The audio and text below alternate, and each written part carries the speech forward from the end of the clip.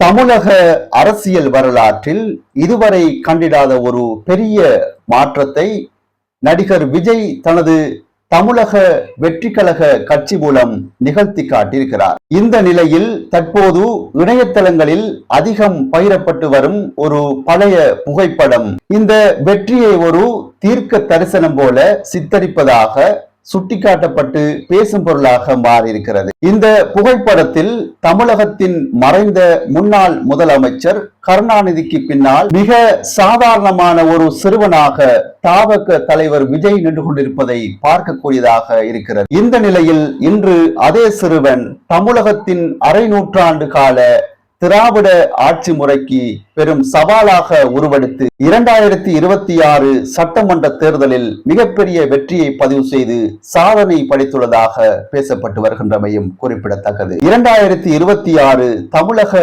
சட்டமன்ற தேர்தலின் முடிவுகள் தற்பொழுது வெளியாக இருக்கின்ற நிலையில் விஜயின் தமிழக வெற்றி கழகம் தனிப்பெரும் கட்சியாக உருவெடுத்துள்ளது. 234 தொகுதிகளில் தனித்து போட்டியிட்ட விஜய் கட்சிகளின் கோட்டைகளை தகர்த்து 100க்கும் அதிகமான தொகுதிகளில் விஜய் வெற்றி பெற்று சாதனை படைத்திருக்கிறார். குறிப்பாக தற்போதைய முதலமைச்சர் மு.க. ஸ்டாலின் தனது தொகுதியிலேயே பின்னடைவை சந்தித்த சூழலில் விஜயின் இந்த வெற்றி தமிழக அரசியலில் ஒரு புதிய யுகத்தின் தொடக்கமாக பார்க்கப்படுகிறது. இந்த நிலையில் குறித்த இந்த புகைப்படம் தற்பொழுது பேசும் பொருளாகி வரும் நிலையில் அதிகம் பகிரப்பட்டு வருகின்றமை குறிப்பிடத்தக்கது.